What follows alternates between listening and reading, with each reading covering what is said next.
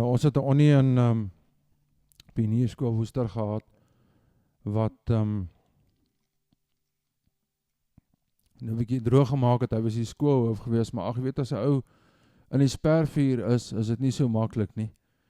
So, maar ja, hy het maar 'n bietjie aangejaag, en het ek maar gedink om hierdie lied vir hom te skryf. So hier gaan ons.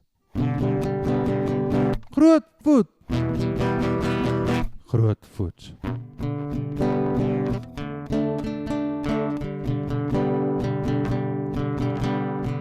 Sy naam is Petrus Botus, maar Grootvoet noem ons om.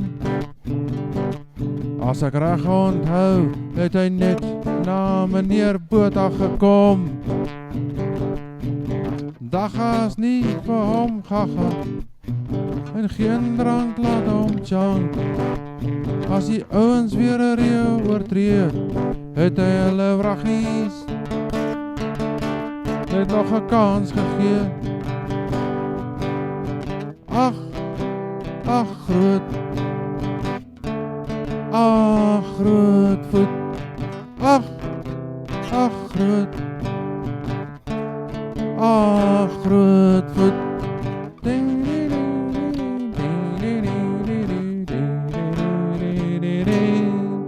Petrus Botus, maak of hy dood is. Hy worry nie of die kos huis kinders se kos niks of brood is. Aanvanklik het ek van hom gehou, maar hy was maar net 'n gawe ou. Hy het ook niks teenoor belle dra. Hy het dit gewettig toe hulle hom vra. Ag, groot. Ag, Grootvoet. Ag, groot. Ag, Grootvoet.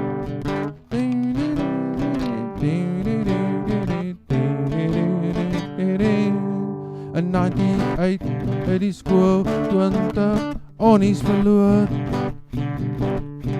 'n Grootvoet skuif die blindes toe na die swakkies se kampus oor. Skielik kom byna geen kind sy paskool toe en terugvind. En daar's karre wat daar rondja en brandslange wat pla. Wat se brandslange? Ek weet nie eens van die brandslange nie. Ag, groot. Ag, Grootvoet. Ag, groot. Ag, Grootvoet.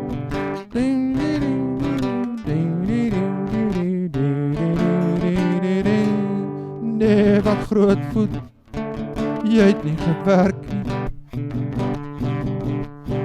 Ek gaan beslis nie weer skool onder jou vlerk nie. Jy het droog gemaak in die ergste graad, maar laat ons jou vergewe en aangaan met die lewe. Ag, groot. Ag, Grootvoet. Ag, groot. Ag, Grootvoet. Grootvoet.